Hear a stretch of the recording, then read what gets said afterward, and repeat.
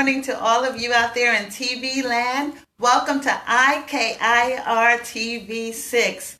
My name is reporter Eileen on God, and today we have a breaking news story and have interrupted our regularly scheduled program. I am here standing outside of the Garden of Eden, where today we're going to have an interview with Adam, who has granted us a time to speak with us. You know, let me tell you a little bit about Adam. God breathed into Adam and made him a living soul. God gave him everything he could want, a beautiful place to live. He gave him water, food to eat, sun to warm him, pets, a spouse. He gave Adam everything. He didn't have to work. He didn't have to worry. Just had such peace. There was no struggle. Sadly, all of that has changed. We're going to wait as Adam comes along and we'll find out what happened. Here he comes now. Oh man. Oh, my back.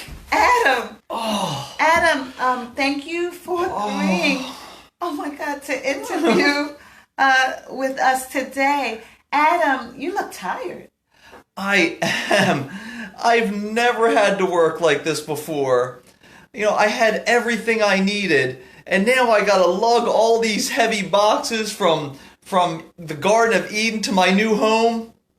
And now that I think about it, when I get there, I'm gonna have to build a new home. And then even once I'm there, I'm going to have to plow the ground, and I'm going to have to plant the seed, and I'm going to have to water and weed. Oh, I've got so much work ahead of me. Even I really messed up today. What happened? I tell you what happened. We were in the garden, and we were by that one tree that God told us not to eat the fruit off of. And this serpent came along, and the serpent told us to eat that fruit. And at first we said no matter. It looked, and believe me, it was hard because it looks and smells delicious. Because everything God does is great. But we still resisted. But then that serpent, he said, you know why he doesn't want you to eat that fruit? He said God didn't want us to eat the fruit because it would give us knowledge of good and evil like him. And when we heard that, the temptation was just too much, and we caved in and we ate that fruit. Oh, we really messed up. I never had to work or worry before, and now I'm going to have to work the ground to get my food and work to build my home and shelter and all these things. Well, we'll get back to that in a little bit, but I do have a question, and I know our TV audience would like to know the answer as well. Why did God create you in the first place? Did he ever reveal that to you? Well, you know what he did, because I was curious about that as well. So I asked him one day why he had created us, because we were his last creation, and then he stopped. So I figured he must have thought he got it right then. And he said, you know what? He said, I created you in my image. Wow. And when he said that, it confused me a little bit, because he is so pure and so beautiful. There is nothing that looks like him anywhere on the earth. There's no way to even describe him. And I said, well, what do you mean? We don't look anything like you. And he said, I didn't make you to look like me. He said, I made you to be like me. See, what separates us from all the rest of his creation is that we have the ability to reason and to think. We can make an emotional connection with him that no other creature can. What he did, he said, he gave us the ability to think and to choose. And that choice was the key, he said, because he wants us to have a relationship with him based on love. And in order to have a relationship based on love, we have to be able to make a choice on whether we're going to accept it or whether we're going to reject it. Oh, I see. And unfortunately, that's what Eve and I did in the garden today, was we rejected that love. And now what's going to happen is we're going to have to work and toil in the soil.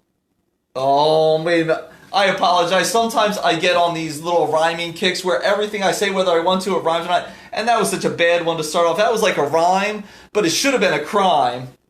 Oh no, that's two. If it goes to three, then we're in trouble. Because sometimes it gets to be like I'm a poet and I don't even know it. Oh my goodness, Oh. that's 3. I gotta stop this because I'm gonna ruin your lovely show. All this rhyming is such bad timing. Oh, that's 4. I gotta stop. Oh.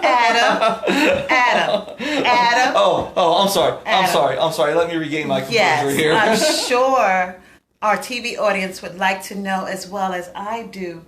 Why are you laughing?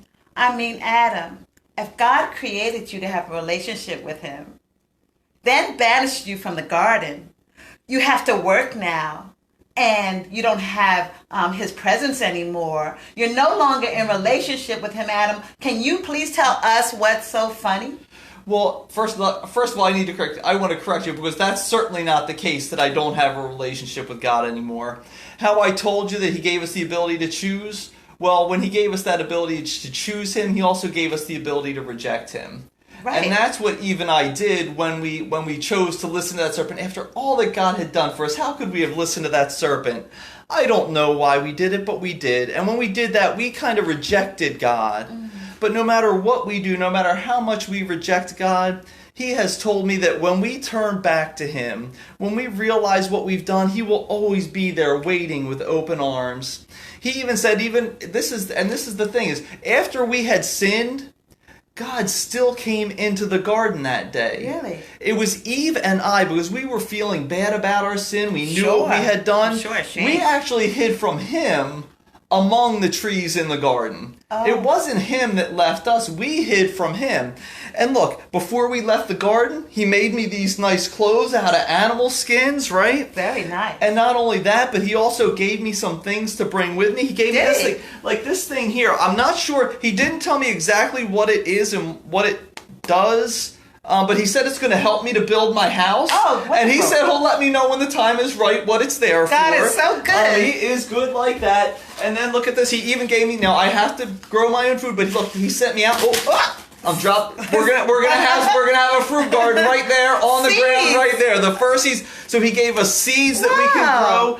So yeah, I mean, yeah, we're going to have to work now. We're going to have to work in ways that we didn't before. But God did tell us that he will never, ever stop loving us. Really? That we can choose not to love him. But he can't choose not to love us because God is love. Oh, that's and he said he will never forsake us. He will never leave us. And I'll tell you another thing too. He said that one day he's going to give us a gift. A gift. He is going to send us a sacrifice where we will be able to come to him boldly and openly. We will never again have to hide from him. That even when we mess up, if we accept the gift that he sends for us, that we're going to be able to come to him anytime that we want. He said, but we got a couple lessons we got to learn. But in his perfect time, he's going to send that gift that we can always have a relationship with him, that we can always be his dearly beloved children. That's wonderful. Oh my goodness. Well, TV audience, you've heard it here first. The breaking news is good news, the gospel. You know what? This means that even though Adam messed up, God still loves him. And even though I mess up, which is a lot, I must tell you, yes, I don't know about you if you ever do that, but good news for us too.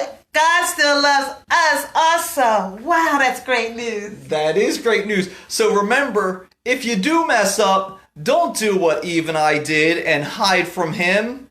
Come out and see him. He is waiting to just accept you back with loving arms. God loves you, and so do we. This is reporter Eileen on God signing off. See you next time for another breaking news story.